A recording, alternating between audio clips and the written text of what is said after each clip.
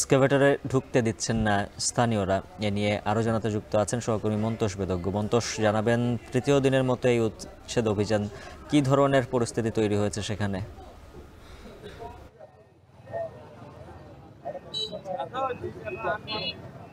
Jail উচ্ছেদ অভিযানে যখন বিএডব্লিউটির নেতৃত্বে প্রশাসন আসলে যখন কক্সবাজার শহরের পেশকার পাড়ার দিকে যায়, পেশকার পাড়ার প্রবেশ মুখেই কিন্তু তারা বাধার শিকার হয়েছে। স্থানীয়রা যেটি বলছেন যে তারা এগুলো তাদের ব্যক্তি মালিকানাধীন জমি এবং এইসব জমিতে কোনো ক্রমেই তারা আসলে প্রশাসনকে উচ্ছেদ কার্যক্রম চালাতে দিবেন না। এর প্রেক্ষিতে সেখানে একটু উত্তেজনাকর পরিস্থিতি তৈরি হয় এবং আমরা দেখেছি যে উচ্ছেদ অভিযান শুরুর প্রাক্কালে কিন্তু সেখানকার বিদ্যুৎ লাইন বিচ্ছিন্নের যখন চেষ্টা করছিলেন বিদ্যুৎ কর্মীরা, তখন কিন্তু স্থানীয়রা সেই মইটি কেড়ে নিয়েছে এবং ভেঙে ফেলেছে। এর প্রেক্ষিতে সেখানে কয়েকটি স্কেভেটর প্রবেশ করার চেষ্টা করে সেই এলাকায়, এবং সেই স্কেভেটর গুলো কিন্তু লোকজনের বাধার মুখে আর ঢুকতে পারেনি এবং উচ্ছেদ কার্যক্রম না শেষ করেই কিন্তু কোনো ধরনের সেখানে পদক্ষেপ না নিয়েই পরে অভিযানকারী দল ফিরে আসতে বাধ্য হয়েছে। এবং আমরা দেখছি যে এখন পর্যন্ত সেই এলাকায় প্রচুর মানুষ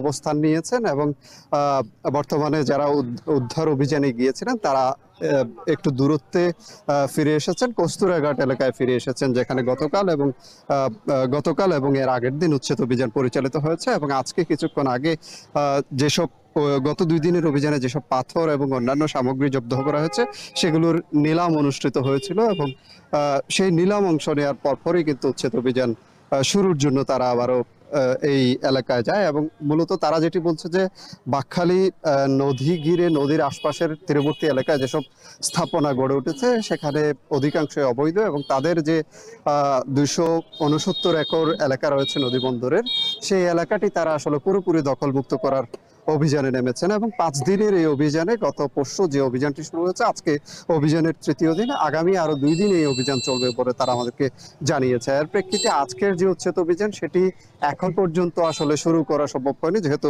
লোকজনের বাধার শিকার হয়েছে। আমরা দেখছি যে দূরে স্কেভেটর গুলো যেখানে নিয়ে যাওয়া হয়েছিল সেই জায়গা থেকে প্রায় আধা কিলোমিটার দূরে নিয়ে আসা হয়েছে একটি ফাঁকা জায়গায়, এবং সেখানে কিন্তু প্রশাসনের লোকজন অবস্থান করছেন। এখানে পুলিশ সদস্যরা ছিলেন, র্যাব সদস্যরা ছিলেন, তারা সকলেই কিন্তু পিছু হটেছেন স্থানীয় লোকজনের বাধার মুখে। এবং স্থানীয় লোকজনের সাথে আমরা কথা বলেছি, তারা যেটি বলছেন যে মূলত দীর্ঘ বছর ধরে তারা এইসব এলাকা বসতি গড়েছেন এবং এখানে অনেক জায়গায় আসলে ব্যক্তি মালিকানাধীন, এইসব ব্যক্তি মালিকানাধীন জায়গায় যখন তারা আসলে উচ্ছেদ অভিযান করতে চাইবেন তারা সেটি সফল হতে দিবেন না, সে ধরনের কথাই স্থানীয় লোকজন আমাদেরকে বলছিলেন।